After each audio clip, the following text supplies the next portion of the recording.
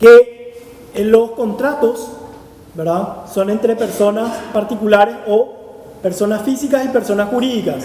En este caso, el Estado es una persona jurídica de existencia ideal, y entre los estados o los organismos multilaterales que integran el Estado paraguayo negocian las cláusulas de los tratados. Como dice el doctor, solamente el Ejecutivo, por medio del canciller, y otra vez dentro de la Cancillería hay un departamento que negocia las cláusulas, puede decir esto sí, esto no. Y hay en derecho internacional público hay algo que se llama reserva. Uno va a aprobar un tratado con reserva, y eso se deja estipular, se deja por escrito, ¿sí? O sea, es... Y por ejemplo, en la cláusula Y, nosotros aprobamos en parte por tal cosa, tal cosa, tal cosa, tal cosa, y eso se deposita. Eso es con reserva, ¿entienden? Y básicamente es un contrato. Ahora, cuando ese contrato, cuando el contrato no se cumple, ¿verdad?, hay un cumplimiento de contrato, se ejecuta vía Poder Judicial o, en su defecto, vía arbitraje. Lo mismo pasa a nivel de los estados. Cuando un tratado no se cumple, uno va ante la Corte Internacional de la Haya. O, en su defecto, si es un tratado comercial, va ante el Tribunal de Arbitraje de la Haya. Obviamente Paraguay justamente admite la jurisdicción de la Haya, tanto de la Corte Internacional como del Tribunal Arbitral.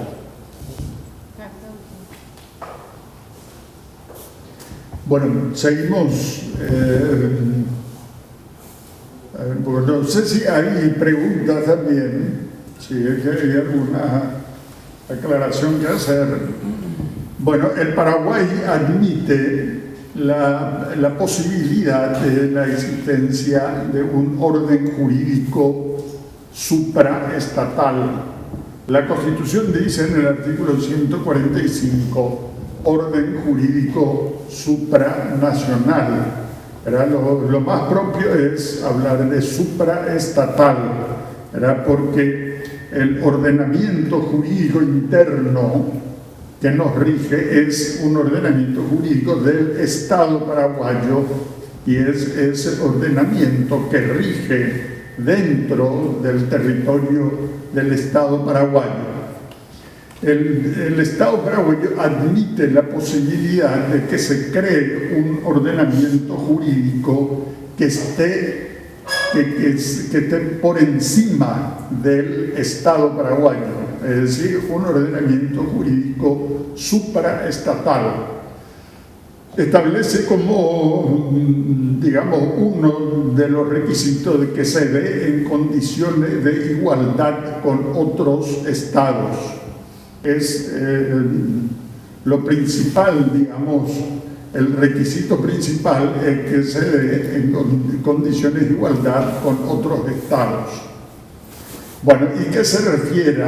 Ahí están los temas a los cuales tiene que referirse ese ordenamiento jurídico supraestatal: derechos humanos, la paz, la justicia, la cooperación, el desarrollo en lo político, económico, social y cultural. Bueno, como se ve, es amplísimo el ámbito que puede abarcar ese ordenamiento jurídico supraestatal, que está por encima del Estado paraguayo.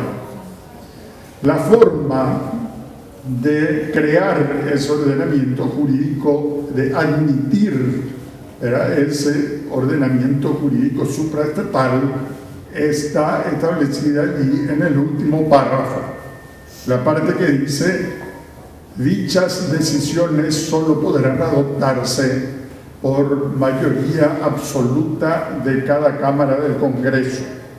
La forma de adoptar esto es de una gran importancia, porque esto significa reconocer la existencia de normas jurídicas que están por encima del Estado paraguayo, es decir, supraestatal y por ende supraconstitucional, y ese ordenamiento jurídico no solamente significa, digamos, que existan normas de carácter supraestatal, sino también órganos de carácter supraestatal que están fuera y por sobre el Estado paraguayo, como por ejemplo sería el caso del Pacto de San José de Costa Rica, la Convención Americana sobre Derechos Humanos y los órganos que crea ese pacto,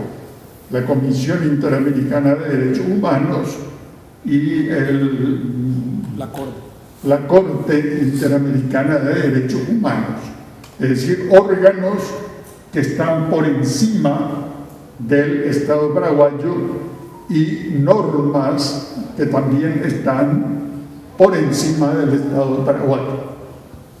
Bueno, y el procedimiento para admitir ese orden es demasiado sencillo, muy fácil. Comparativamente, ¿verdad? Lo que se exige es que aprueben las cámaras y por mayoría absoluta, y con eso ya se puede admitir un orden jurídico supraestatal.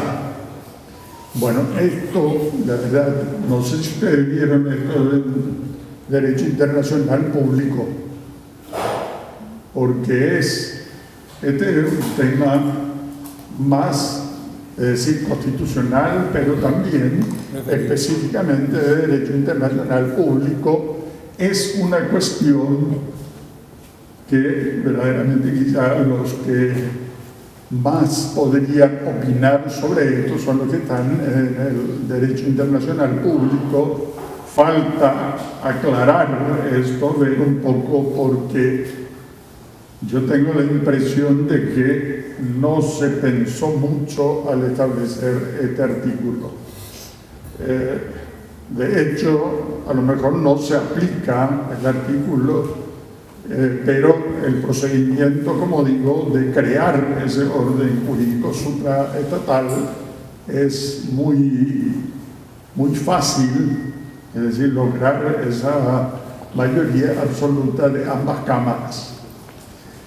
El cuadro sería, el esquema sería este, ven ustedes allí, el orden jurídico supraestatal, o como llama la Constitución, supranacional, como el nombre lo indica, está por encima del Estado paraguayo. Y todo el ordenamiento, incluida la Constitución, estaría por debajo.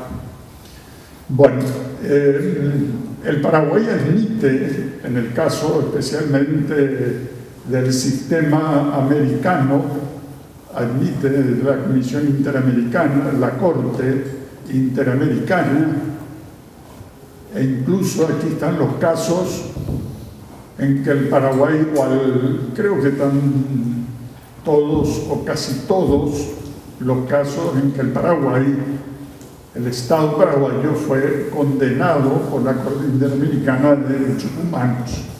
Ahí ven ustedes varios casos de comunidades indígenas que la mayor parte no se ha cumplido totalmente, por lo menos no se ha cumplido. Bueno, pero se admite, lo importante es que el Estado admite ese orden jurídico, esa competencia, por ejemplo, de la Corte Interamericana de Derechos Humanos. En el caso Canese, por ejemplo, que está cumplido totalmente, ya se le pagó la indemnización. Bueno, también en el caso del doctor Ríos, también ya se cumplió gran parte de la condena. Esa es una de las más recientes condenas que ha tenido el Estado paraguayo. Fernández Gadera, ¿verdad? Sí, también. Y sí. ahora creo que el doctor Mísena.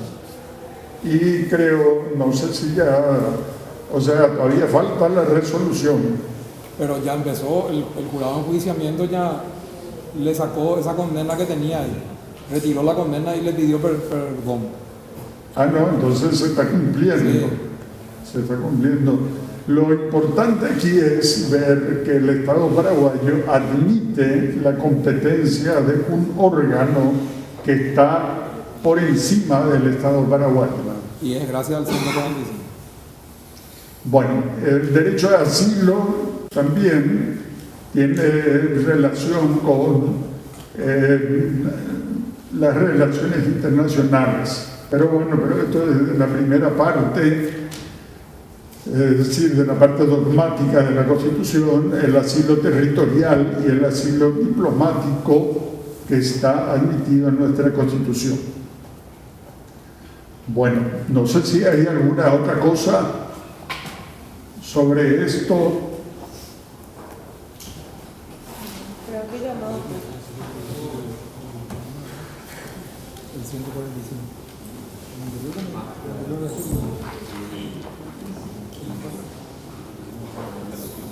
Ah, 43.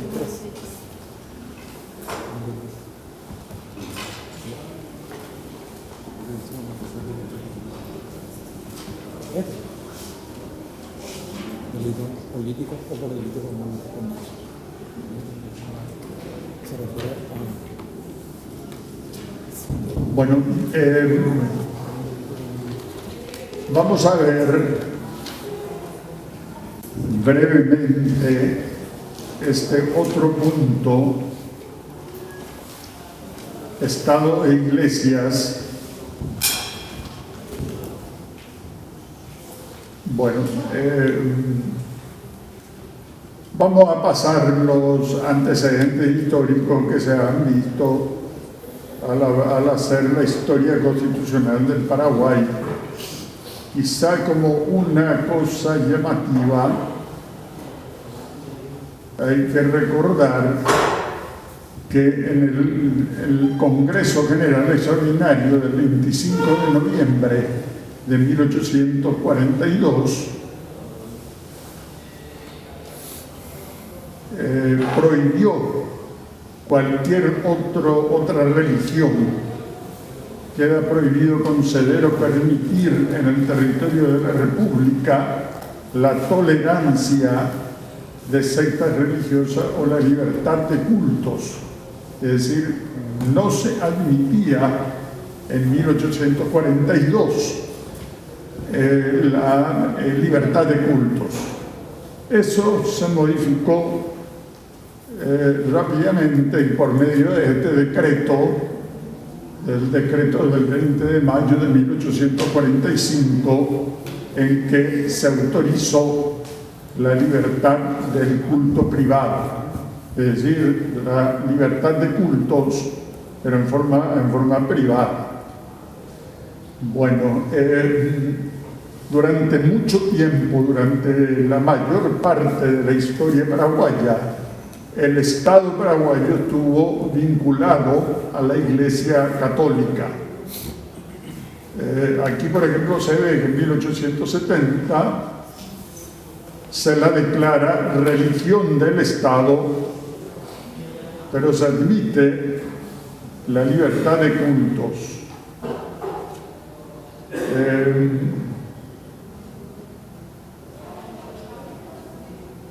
Se exige aquí, para ser presidente, de acuerdo con la Constitución de 1870, se exigía profesar la religión cristiana, aunque verdaderamente era la religión católica, de acuerdo con, en el mismo juramento que prestaba el presidente, ahí se hablaba de la religión católica. Bueno, y había una vinculación entre el Estado y las